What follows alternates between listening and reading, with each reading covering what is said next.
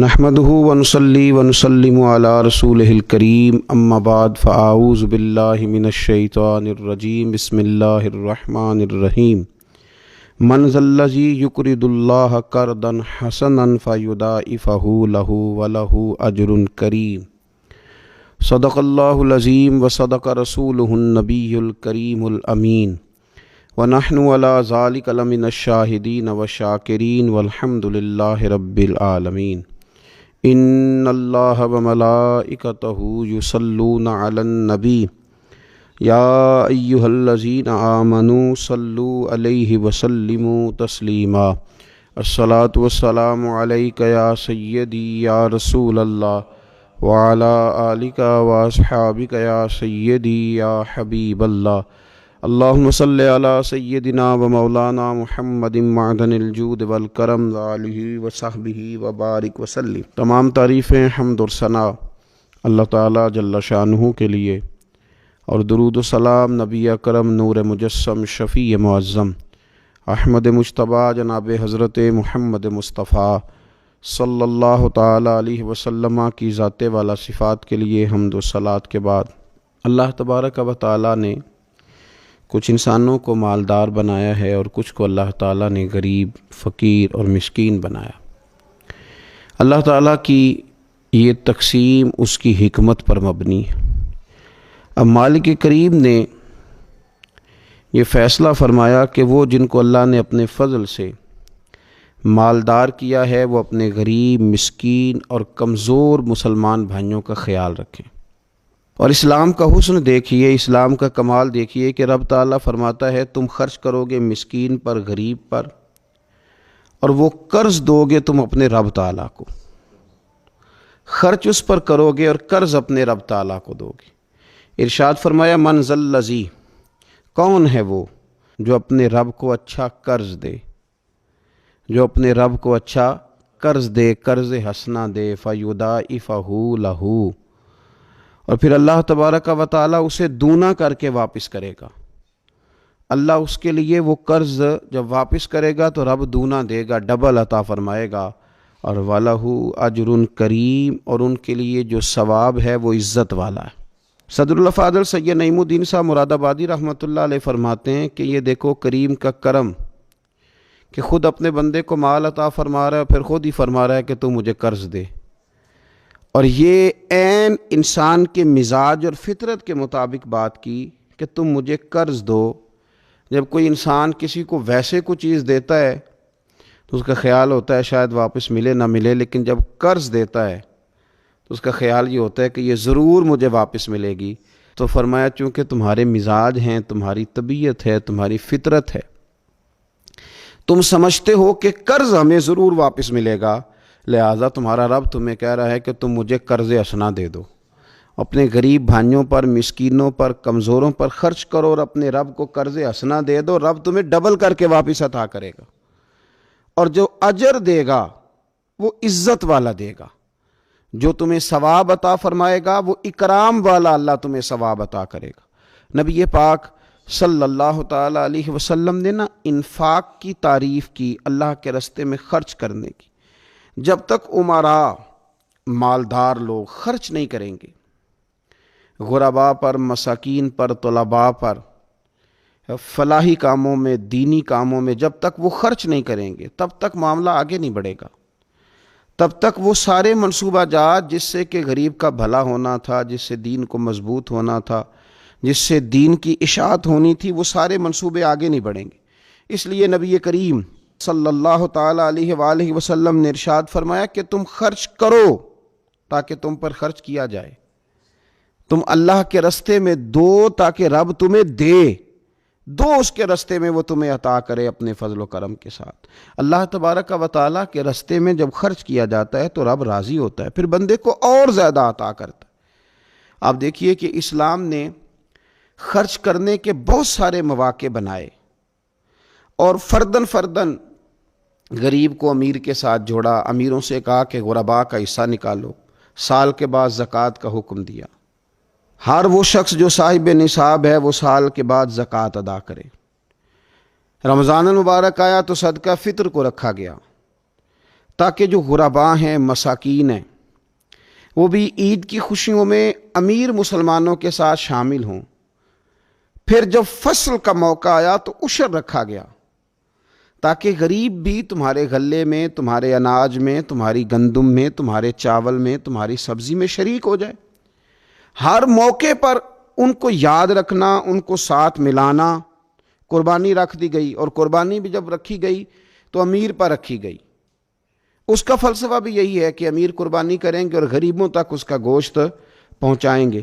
میرے رسول کریم صلی اللہ تعالیٰ علیہ وآلہ وسلم نے یہ خوبصورتی کے ساتھ ایک کو دوسرے کے ساتھ جوڑا۔ اب ہوتا کیا ہے؟ ہوتا یہ کہ انسان کو مال سے پیار ہوتا ہے، فطرتاً کمائے ہوئے مال سے محبت ہوتی ہے۔ انسان بسا اوقات یہ سمجھتا ہے کہ بڑی مشکل سے تنکا تنکا کر کے، محنت کر کے، جد و جہد کر کے میں نے یہ مال جمع کیا ہے تو اب میں دے دوں۔ ایک لمبا عرصہ تک میں نے پردیس کاٹا، مشکلات برداشت کی، اور میں نے کئی راتوں کے رت جگے اس کام کے نام کی، اور آج اگر مالی طور پر میں مضبوط ہوا ہوں تو کیا میں یہ مال دے دوں؟ تو دیکھیے، اسلام ایک روحانی مذہب ہے، اس کی تعلیمات آفاقی ہیں۔ یہ ہمیں بتلاتا ہے کہ صرف فیصلہ وہ نہ کرو جو تمہاری آنکھوں سے نظر آ رہا ہے۔ کچھ چیزیں ایسی ہیں جو رب تمہیں اپنے فضل سے دے رہا ہے اور تمہاری ظاہری آنکھیں انہیں دیکھ نہیں رہی۔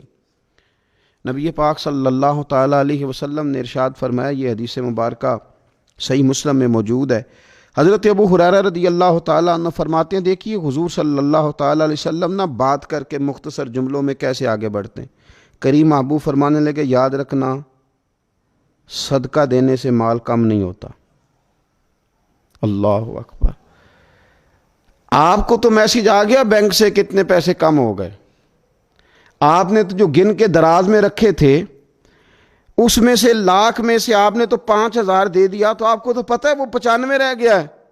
لیکن یہ صحیح مسلم کے لفظ ہیں، حضور فرماتے ہیں صدقہ دینے سے مال کم نہیں ہوتا۔ کائنات کے سب سے سچے، کھرے، صادق اور امین محبوب علیہ الصلوۃ والسلام نے فرمایا کہ صدقہ دینے سے مال کم نہیں ہوتا۔ حکیم الامت مفتی احمد یار خان صاحب نعیمی رحمۃ اللہ تعالیٰ علیہ ارشاد فرماتے ہیں کہ کسان جب اس نے بیج کی بوریاں بھر کے رکھی ہوئی ہوتی ہیں، تو جب وہ جا کر کے بیج ڈالتا ہے نا کھیت کے اندر، تو بظاہر تو وہ بوریاں خالی کر کے آتا ہے، لیکن پتہ تب چلتا ہے کہ جب ایک ایک بیج پر پھر کئی کئی گنا دانہ لگتا ہے۔ آیا تو وہ خالی کر کے تھا، لیکن اگر تھوڑا سا وہ گہرائی کے ساتھ دیکھے تو اس نے تو کمال کر دیا، اب تو اس پر بے شمار دانے لگ گئے۔ تو حضور علیہ الصلوۃ والسلام نے فرمایا صدقہ دینے سے مال کم نہیں ہوتا، اور فرمایا معاف کرنے کی وجہ سے اللہ بندے کی عزت میں اضافہ کر دیتا ہے، اور فرمایا جو اللہ کی رضا کی خاطر جھک جائے اللہ اسے عزت عطا کر دیتا ہے۔ صدقہ دینے سے مال کم نہیں ہوتا۔ تو اپنی طبیعت کے اندر اگر شوق پیدا کر لیا جائے راہ خدا میں خرچ کرنے کا، ذوق بنا لیا جائے، ہمارا یہ ذہن بن جاتا ہے کہ یہ بھی میرے پیسے، یہ بھی میرے پیسے، وہ کونے میں میری جائیداد، یہ میرا مکان، وہ میرا بینک بیلنس، یہ میرے جانور، یہ میرا مال تجارت، یہ میرے کھیت کھلیان۔ میرے محبوب نے فرمایا تیرے 3 ہی مال ہیں، ایک تو نے کھا لیا ہے، ایک تو نے پہن لیا، ایک تو نے راہ خدا میں خرچ کر لیا، باقی تو وارثوں کا ہے۔ وارثوں کے مال کے بارے میں اس قدر زیادہ توجہ رکھنا، اس قدر زیادہ ذہن بنا کے رکھنا، تو اللہ تبارک و تعالیٰ کی راہ میں خرچ کرنے کا جو شوق ہے، حضور صلی اللہ علیہ وسلم نہ اس کی نصیحت کرتے۔ نبی پاک صلی اللہ تعالیٰ علیہ وسلم کے سامنے نا حضرت اسماء بنت ابی بکر صدیق خرچ کر رہی تھی، اللہ کے راستے میں دے رہی تھی، تو سرور کائنات صلی اللہ تعالیٰ علیہ وسلم نے فرمایا اسماء خرچ کرو پر گنا نہ کرو، گن گن کے اللہ کے راستے میں خرچ نہ کرو ورنہ رب بھی تمہیں گن گن کے دے گا۔ فرمایا تم اس کے راستے میں اس کی راہ سے کچھ بچا کے نہ رکھو تو رب تعالیٰ بھی جب تمہیں دے گا نا تو پھر بے حساب ہی عطا فرمائے گا۔ گن گن کے یوں احتیاط کر کے دیکھ کے پریشان ہو کے راہ خدا میں خرچ نہ کیا جائے، بلکہ اللہ تبارک و تعالیٰ کے راستے میں دیا جائے اور مالک کے حضور اس کی رضا کے لیے خرچ کیا جائے اللہ تعالیٰ کے بندوں پر۔ حضور صلی اللہ تعالیٰ علیہ وآلہ وسلم کی جو عادات جن کی وجہ سے کائنات میں میرے محبوب پاک علیہ الصلوۃ والسلام کے روز ڈنکے بجتے ہیں، حضور کی نعتیں پڑھی جاتی ہیں، ان میں حضور علیہ السلام کی ان خوبصورت عادات میں سے ایک عادت ہے حضور کا سخی ہونا، کریم ہونا۔ لب واں ہیں، آنکھیں بند ہیں، پھیلی ہیں جھولیاں، کتنے مزے کی بھیک تیرے پاک در کی ہے۔ نبی پاک صلی اللہ تعالیٰ علیہ وآلہ وسلم ارشاد فرماتے ہیں، حضور کا شوق دیکھیے خیرات کرنے کے تعلق سے۔ ہمارے ہاں یہ ہوتا ہے کہ بعض اوقات جیسے جیسے پیسہ بڑھتا جاتا ہے ویسے ویسے لوگوں کے اندر بخل آتا ہے، کنجوسی آتی ہے۔ بعض لوگ اللہ ماشاءاللہ وہ خیرات کرنے کی طرف اس طرح توجہ نہیں کرتے جس طرح کہ ان کا منصب انہیں حکم دیتا ہے یا ان کا منصب انہیں اس طرف قائل کرتا ہے۔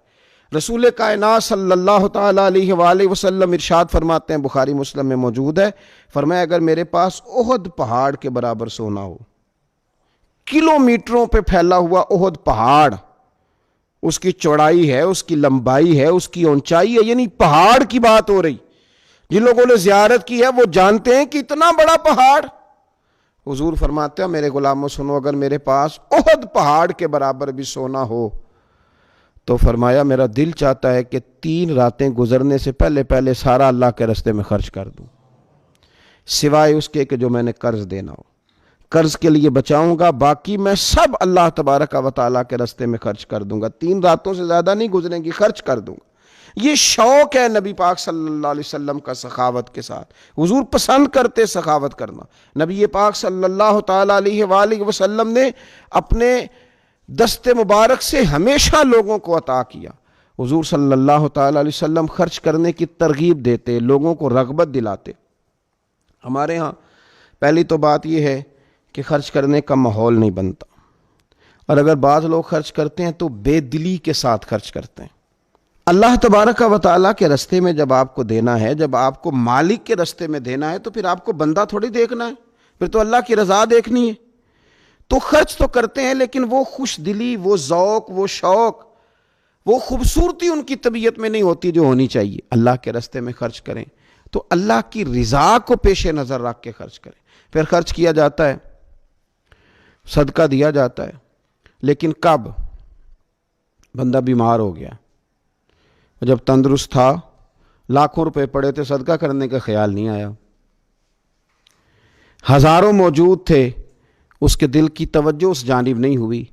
آج بیمار پڑا ہے، کمزوری آ گئی ہے، قریب المرگ ہو گیا ہے، اب اس کا خیال آتا ہے کہ میں کچھ اللہ کے راستے میں دوں، ایک بکرا لو بھی ذرا ذبح کر دو، ذرا تھوڑا صدقہ دے دو۔ کس بات پر؟ کہ میں بیمار ہو گیا ہوں، کس بات پر؟ کہ میں کمزور ہو گیا ہوں۔ اگر آپ صحت کے عالم میں صدقہ کرتے اللہ کو راضی کرنے کے لیے تو وہ کیا خوب تھا۔ وہ ہمارے ایک بزرگ ہیں تو فرمایا کرتے ہیں کہ میں نے جب خرچ کرنا شروع کیا تو میرے ذہن میں ایک بات آئی، اس نے مجھے ابھارا کہ میں اللہ کے راستے میں زیادہ خرچ کروں۔ میرے ذہن میں یہ بات آئی کہ یار جتنا میں اپنے والدین کی طرف سے خرچ کر رہا ہوں نا، میری اولاد بھی میرے بعد اتنا ہی خرچ کرے گی، تو کیوں نہ ایسا ہو کہ ان کے حقوق پورے ادا کر کے، ان کی آسانیوں کا خیال کر کے، جو اللہ تعالیٰ نے مجھے اپنے فضل سے زیادہ دیا ہے اس میں سے میں اللہ کے راستے میں خرچ کروں۔ تو اس شوق کے ساتھ میں نے خرچ کرنا شروع کیا۔ نبی پاک صلی اللہ تعالیٰ علیہ وآلہ وسلم ارشاد فرماتے ہیں کہ کسی بندے کا اپنی زندگی میں 1 درہم خرچ کرنا مرتے وقت 100 درہم خرچ کرنے سے زیادہ بہتر ہے۔ زندگی میں 1 درہم دینا مرتے وقت، یعنی عین بیماری کے عالم میں جب تو خرچ کر رہا ہے تو وہ تو 100 خرچ کرے گا درہم، اور تندرستی میں، صحت میں تو نے 1 خرچ کیا تو اللہ تعالیٰ اس 1 کا ثواب تجھے اس وقت سے زیادہ عطا فرمائے گا۔ یہ حدیث مبارکہ ابو داؤد شریف میں مشکات میں ملے گی۔ حضور فرماتے ہیں صحت کے عالم میں خرچ کر، بجائے اس کے کہ تیری طرف سے کوئی صدقہ دینے جائے تو خود صدقہ دینے جا، اپنے ہاتھوں سے دے اور شوق بنا کے دے اور توجہ کر کے دے، اور تیری طبیعت لگی ہوئی ہو اور تو خود اپنے کندھے پہ رکھ کے جائے، غریبوں کے گھر میں پہنچا کے آئے، اور تو تیرا دل کرے کہ اگر میرے گھر کے اندر گندم موجود ہے پھر کوئی بھوکا نہ سوئے، اگر میرے پاس طاقت موجود ہے کسی کو کپڑا پہنانے کی تو پھر کوئی غریب سردی میں ٹھٹھرتا نہ سوئے، اگر میرے پاس طاقت موجود ہے مکانات بنانے کی، پھر مالک کریم کا کوئی بندہ جس کو میرے رب نے پیدا کیا، اس کی قدرت کا جو شاہکار ہے رسول پاک علیہ السلام کا، کوئی غلام بغیر چھت کے نہ سوئے۔ اگر میرے پاس طاقت ہے تو پھر میرا حال تو یہ ہونا چاہیے نا کہ کسی غریب کی بیٹی اس لیے نہ بیٹھی رہے کہ اس کے پاس جہیز کوئی نہیں، یوں نہ ہو کہ میرے گھر کے اندر تو آدھا کھانا کھایا جائے اور آدھا ضائع کیا جائے، لیکن بہت سارے لوگ ایسے ہیں جو رات کو ترس ہیں کہ کچھ مرضی کا من پسند مل جاتا تو پیٹ بھر کے کھا لیتے۔ سخاوت کا حکم دیا گیا، صحت کے عالم میں خرچ کریں، تندرستی کے عالم میں خرچ کریں، اللہ کی رضا کے لیے خرچ کریں۔ یہ ماحول نہ بنائیں کہ بیمار ہو گیا ہوں تو جا بیٹے صدقہ کر دے، اب میں کمزور پڑ گیا ہوں تو جا بیٹے تو کچھ اللہ کے رستے میں خرچ کر دے۔ ایک شوق ہو، ایک طبیعت ہو۔ نبی پاک صلی اللہ تعالی علیہ وآلہ وسلم کی پیاری زوجہ، ذرا یہ انداز بھی دیکھیے گا، حضرت سیدہ عائشہ صدیقہ رضی اللہ تعالیٰ عنہ فرماتی ہیں کہ ہم چونکہ حضور کی ازواج کثیر تعداد میں تھی تو کبھی نہ نبی پاک صلی اللہ علیہ وسلم سے کچھ سوالات بھی کرتی تھیں، اور اس سوالات کے اندر محبت چھلکتی تھی، محبت میں ایک دوسرے سے آگے بڑھنا چاہتی تھی۔ حضرت عائشہ صدیقہ رضی اللہ تعالیٰ عنہ فرماتی ہیں کہ ہم نے عرض کی یا رسول اللہ صلی اللہ تعالیٰ علیہ وسلم، ہم میں سے سب سے پہلے آپ سے آ کے کون ملے گا؟ اس سے مراد ہے وصال کے بعد سب سے پہلے ازواج مطہرات میں آپ سے کون آ کے ملے گا؟ تو حضور صلی اللہ علیہ وسلم نے فرمایا لمبے ہاتھوں والی۔ مشکات میں حدیث موجود ہے، بخاری میں موجود ہے۔ حضرت عائشہ صدیقہ کہتی ہیں حضور نے فرمایا وہ جو لمبے ہاتھوں والی ہے نا، میری اہلیہ، میری زوجہ، مومنوں کی ماں، وہ ملیں گی۔ تو کہتی ہیں حضرت سودا رضی اللہ تعالیٰ عنہ کے ہاتھ لمبے تھے، قد بڑا تھا، تو ہماری نظر یہ تھی کہ حضرت سودا کے بارے میں حضور نے فرمایا کہ وہ ملیں گی، لیکن کہتی ہیں کہ وہ تو ہمیں بعد میں پتہ چلا جب حضرت زینب رضی اللہ تعالیٰ عنہ کا وصال ہوا تو سمجھ آئی کہ لمبے ہاتھوں سے مراد ہاتھوں کا لمبا ہونا نہیں، صدقہ اور خیرات زیادہ کرنا۔ وہ لمبے ہاتھوں والی تھیں، مومنوں کی ماں، خرچ کرتی تھیں، خیرات کرتی تھیں۔ شارحین حدیث نے لکھا ہے کہ وہ اپنے ہاتھوں سے کھالیں رنگتی تھیں، پھر بیچتی تھیں، اپنے لیے نہیں۔ ان کا نان نفقہ تو حضور کے ذمے تھا، اپنے لیے نہیں۔ ان کو تو صحابہ کرام علیہم رضوان وہ ساری ذمہ داریاں حضور کے بعد بھی ادا کر رہے تھے جو حضور سید عالم صلی اللہ تعالیٰ علیہ وسلم کے حقوق رب تعالیٰ نے رکھیں، لیکن وہ اپنے دست مبارک سے محنت کرتی، کھالیں رنگتی اور اپنی اولاد پر، مسلمانوں پر خرچ کرتی۔ ان کا شوق تھا۔ تو کریم محبوب علیہ السلام نے فرمایا یہ مجھ سے سب سے پہلے آ کے ملیں گی۔ حضور کے بعد ان کا وصال سب سے پہلے ہوا حضرت زینب رضی اللہ تعالیٰ عنہ کا۔ او بھائی، اس میں بھی ایک لطیف اشارہ ہے، اس میں بھی ایک خوبصورت اشارہ ہے کہ حضور کا قرب پانے کے لیے سخی ہونا بھی ضروری ہے۔ رسول پاک علیہ السلام کی بارگاہ ناز کے قریب ہونے کے لیے سخاوت کا مزاج ہونا بھی ضروری ہے۔ انسان کے دل کا، اس کی طبیعت کا، اس کے مزاج کا سخی ہونا ضروری ہے، اس لیے کہ اس نے رسول پاک صلی اللہ تعالیٰ علیہ وآلہ وسلم کے قریب جانا ہے۔ اعلیٰ حضرت بریلوی رحمۃ اللہ تعالیٰ نے لکھا ہے، فرماتے ہیں اللہ کے محبوب علیہ الصلاۃ والسلام اچانک مسجد میں تشریف لائے اور نماز کا وقت ہو گیا، اقامت کہہ دی گئی۔ سرور کائنات صلی اللہ تعالیٰ علیہ وسلم نے اقامت کہی جا چکی تھی، پر حضور باوجود اس کے گھر چلے گئے، تھوڑی دیر کے بعد واپس آئے۔ اب ظاہر ہے صحابہ کے دلوں میں سوال تھا کہ اقامت ہو چکی تھی، حضور کہاں تشریف لے گئے؟ تو حضور نے فرمایا میں مسجد آیا تو میرے دل میں خیال آیا کہ گھر میں تو چند دینار پڑے ہوئے ہیں، تو میں نماز پڑھانے سے پہلے گیا ہوں، انہیں اللہ کے راستے میں خیرات کیا، پھر تمہیں آ کے نماز پڑھائی۔ یار اپنا شوق بنائیں۔ آپ یقین کریں کہ بہت سارے لوگ ہیں جو بہت سارے لوگوں کا خیال رکھ سکتے ہیں، لیکن ہماری نظر اپنے سے اٹھتی نہیں۔ ہم اپنے آپ سے سوچنا شروع کرتے ہیں، اپنے اوپر ختم کر لیتے ہیں۔ اگر بہت زیادہ بڑھ کے سوچیں گے تو اپنی اولاد کا سوچیں گے۔ ذہن بنائیں سخاوت کا، اور رمضان شریف میں خاص کر کے توجہ کریں۔ آپ مساجد کا خیال کریں، مدارس کا خیال کریں، اور خوب خیال کریں، خوب خیال کریں، اور غرباء کا خیال کریں، مساکین کا خیال کریں، کمزور لوگوں کا خیال کریں۔ دیکھیں رب فرماتا ہے خرچ تم نے غریب پہ کرنا ہے، پر قرض تم نے اپنے رب کو دینا ہے۔ اللہ تعالیٰ سمجھنے کی توفیق عطا فرمائے۔